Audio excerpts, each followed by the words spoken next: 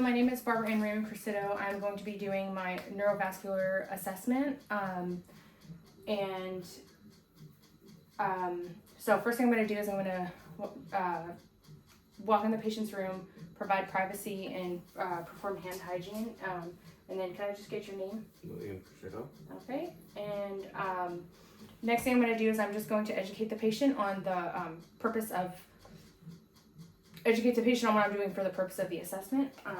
So we are going to be doing a neurovascular assessment, and that will just assess your nervous system and just make sure that everything is functioning normal and everything is intact. And some of the tests will be bilaterally, so on both sides, and then some of the tests will be on just one side.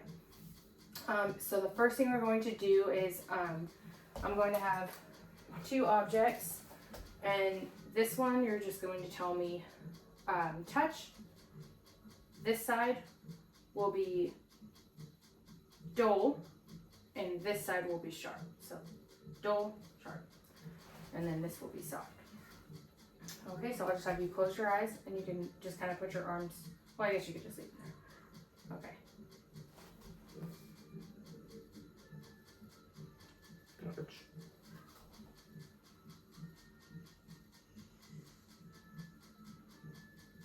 Sharp.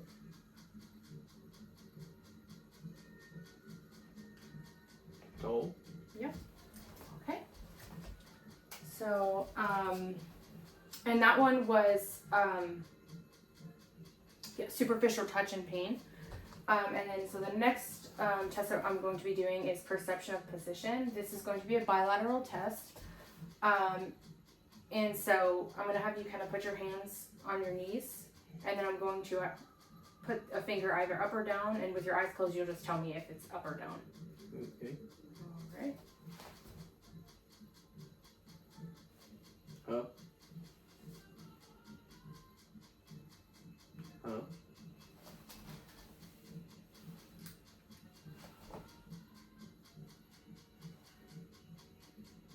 Down. Down. Up. All right. You can open your eyes. And then, so the next assessment that I'm going to be doing is I'm going to have you identify a familiar object. So I'll just have you kind of close your eyes and then put your palms up. And then I will, so you'll just tell me what you think it is. You can close your hand. A coin. All right. And then the next thing I'm going to do is the 2-point discrimination test. So I'm just going to, you can open your eyes. I'm going to kind of touch your arm, and then you're going to tell me if you feel it, if you feel 2 or 1. And then, yeah, that's pretty much it. Okay. All right, so close your eyes. 2. 2. 1.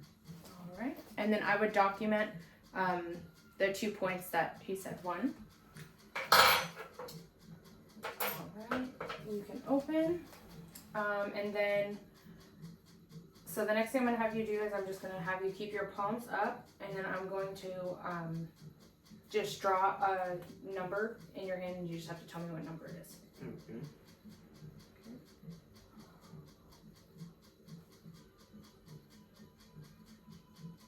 2. 5. Yes. Okay. And then the next thing I'm going to do, this is also going to be a bilateral test. I'm just going to touch a couple different areas on your body, and you just have to identify where that is. You can either point or just tell me verbally. Okay. Okay. Cheeks. Okay. Forearms. Calves. All right. And then the next, you can open your eyes. The next exam that I'm going to do is superficial and deep tendon reflexes. So first I'm going to do the bicep tendon, and this I will use the pointed side on my reflex hammer. So I'll just have you rest your arm up, relax your arm.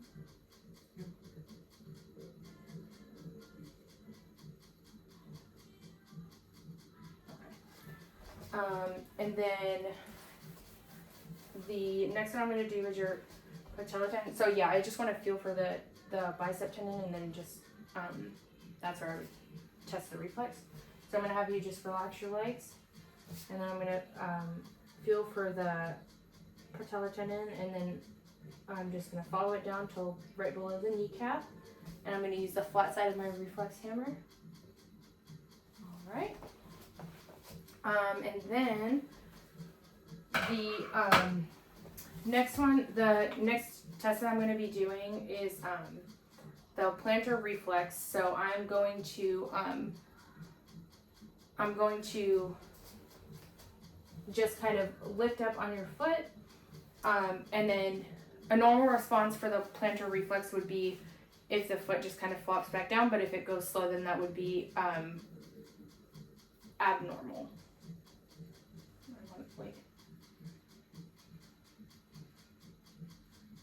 Wait, no.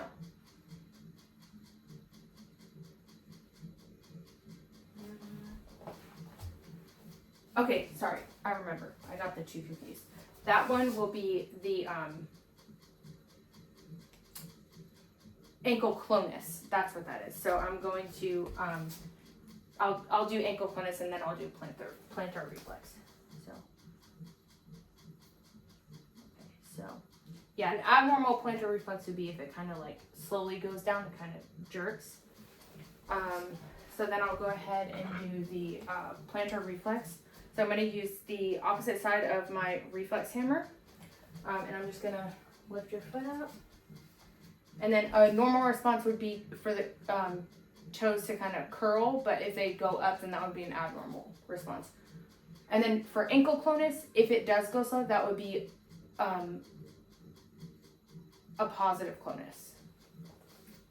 But a normal response would be negative clonus. So now I'm going to be doing the plantar reflex. Okay. And so the next test I'm going to be doing is the cerebellar function and proprioception test. So what I'm going to have you do is I'm going to have you touch your heel to your knee and go all the way down to your ankle. Heel to my knee. And all the way down to your ankle. And this is also a bilateral test, so I'll have you do it on the other side too. Okay, and then the next one I'm going to do is coordination and fine motor skills. So I'm going to have you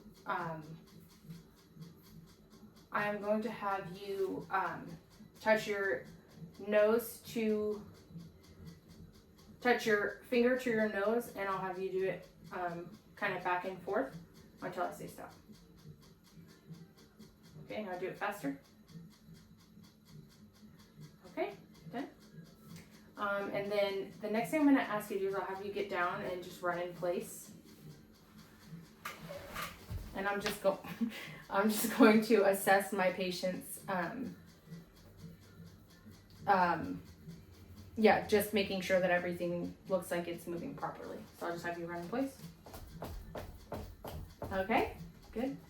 The next test I'm going to do is the Romberg test. So what I'm going to have you do is I'll have you close your eyes, and then I'm just going to assess the way that you're standing and making sure that there's no swaying or anything like that.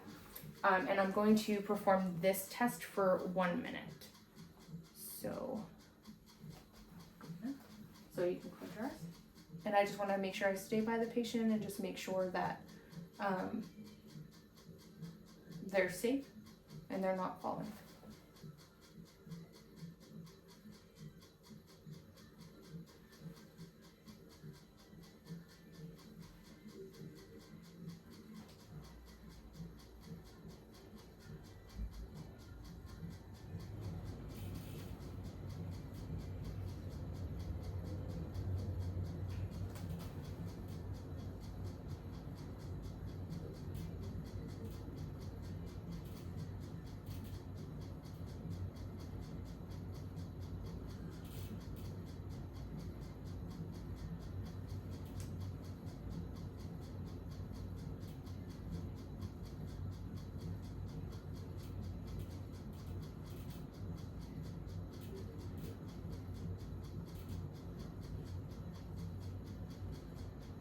Okay, we're done. And then the next thing I'm going to have you do is I'm just going to have you walk to the end and back to here.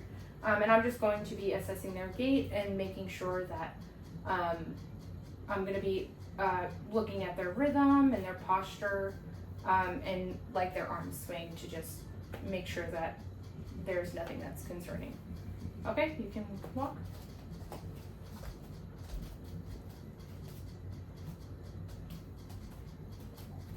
All right, that's good.